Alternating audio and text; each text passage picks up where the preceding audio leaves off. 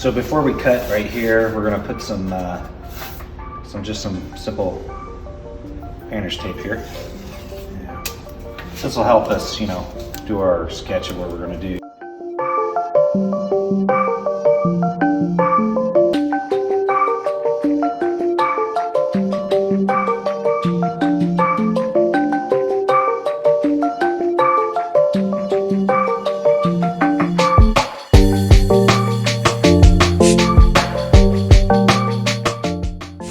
With the link installed and in the disconnected position, you see the red stripe here. We want to measure how much up treble we have. The vehicle's setting at right height right now. So we want to measure from, in this case we kind of have this plastic bump stop. It could be the factory steel, but whatever sets the limit for the channels up to the steel part. Not considering the bumper, so don't measure between that and the bumper, but all the way up to the steel part that holds the bumper. In our case, we're running about 4 inches, and just not exact, so that's approximate.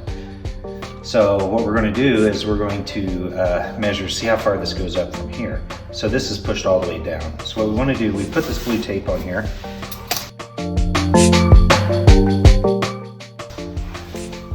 We're going to measure how far. So if we just take our pin right at the red point here and just make a mark, we can even come up, kind of do a silhouette of our link right there.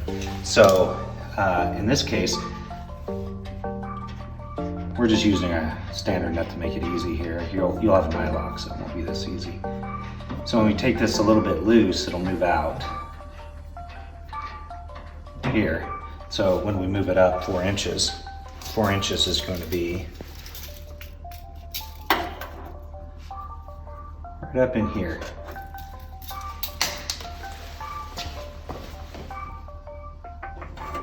So as you can see, this is when I hit, you just keep loosening it up.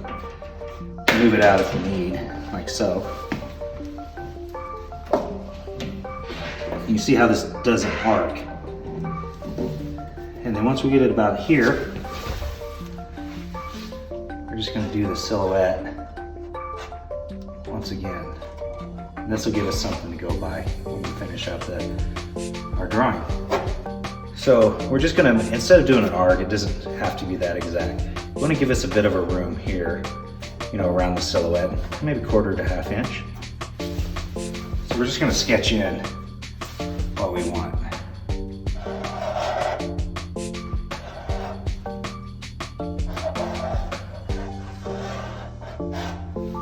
And then again, we'll 1/2 inch here, and we're going to go from that peak to right here. There's maybe 1/2 inch, maybe 1/2 inch, right? And then if we draw a line, we want a 1/2 inch here too. We're going to come in about there. It's easier to draw with straight lines. Here's the closest point, another 1/2 inch. Like so. Again, we're not looking for perfection here. And then now you can kind of, if you want to cut round corners here to make it look nice, we can just draw them in there. So this will be our cut line. Remember, if we go too small, we can always cut larger. So not a big deal.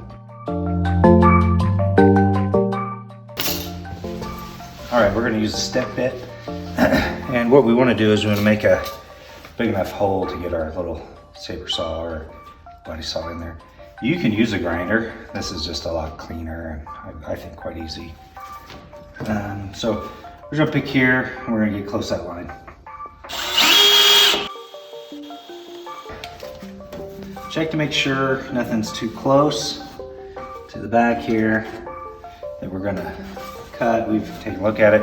You can set the guard on this to, only go so deep. It goes in and out, you can see, but that's how much depth we need. So.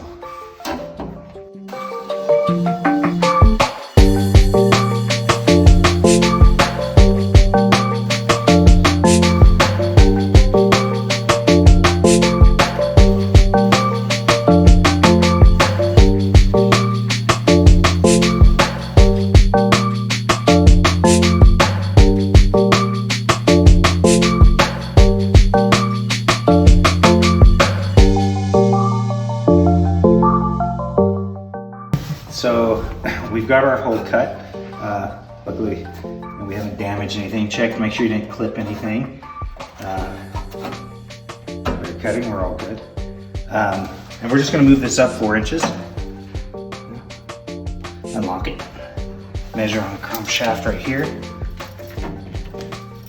4 inches. We want to make sure that the knob doesn't hit. Also check to make sure the bolt doesn't hit. Not that it's going to hurt much, but we don't want any sound. It's so close right now, we're just going to give it a bend. And then we're going to put it locked here. Make sure the knob doesn't hit there, that direction either. And back down. We're all good. So now we can take our tape off and put our welting around. And that's optional. We just want to paint it or otherwise, that's fine too.